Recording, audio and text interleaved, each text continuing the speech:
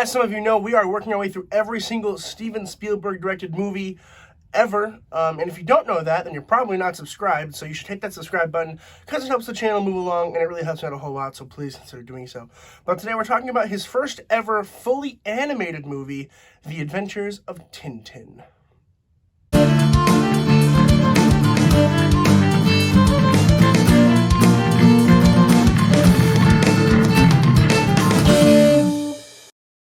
The Adventures of Tintin was released in 2011. It was written by Stephen Moffat and Edgar Wright and Joe Cornish, and directed, of course, by Steven Spielberg.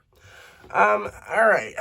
No spoilers, but the general idea is about this boy he's a journalist and an investigator, and he goes off with his dog and his friend Haddock as they try to discover this mystery revolving this, fake pirate boat thing they found that mimics a real one that happened, and there's a treasure associated with it, and they're trying to figure out where it is.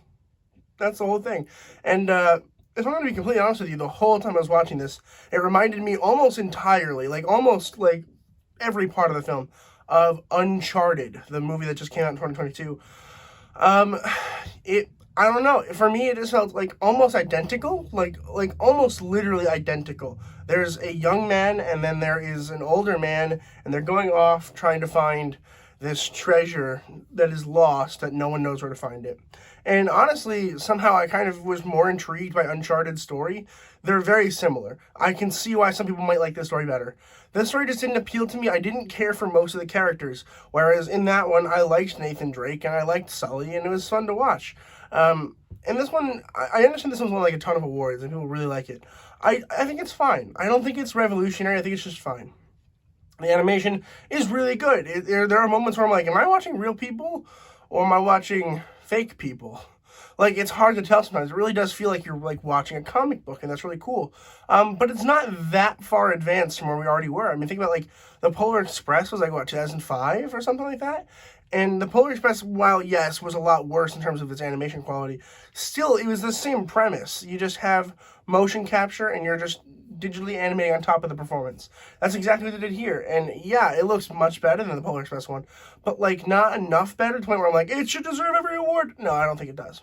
And the story, again, is just kind of bland and uninteresting. And I don't know. I was really shocked when I finished watching it. I was doing research for my review, this review you're watching right now, and I was on IMDB, like I always am, and I saw the IMDb score, and I was like, no way, it's that high. I guess, I'm also not their target demographic, to be fair. It's definitely aimed towards kids. It is a Nickelodeon film, so it is aimed towards kids, so it makes sense why I didn't like it as much as they did. But still, I was thinking I was going to really enjoy it, and unfortunately, I didn't. And I don't know, I mean, I think it's just a fine, straight, average film. I'm going to keep it short because it is an animated film, and as you guys know, my animated reviews are relatively short because I don't know a whole lot about animation, so I can't really supply you with a ton of fun facts. But I still liked it, and I heard it is getting a sequel, so I'm interested to see how that goes. But yeah, I just thought it was it's a fine, fun family adventure film. I'm going to give The Adventures of Tintin a C+. Have you guys seen The Adventures of Tintin? Let me know in the comments down below what you guys thought about it. It is on, as of the time of filming this, it is on HBO Max, I believe, so check it out there. If you are interested in watching it, feel free to do so. Up to you. But if you guys have liked the video, please consider subscribing. It helps me out a whole lot. I would really appreciate it. And as always, keep watching movies and television, stay educated, and I'll see you guys in the next video.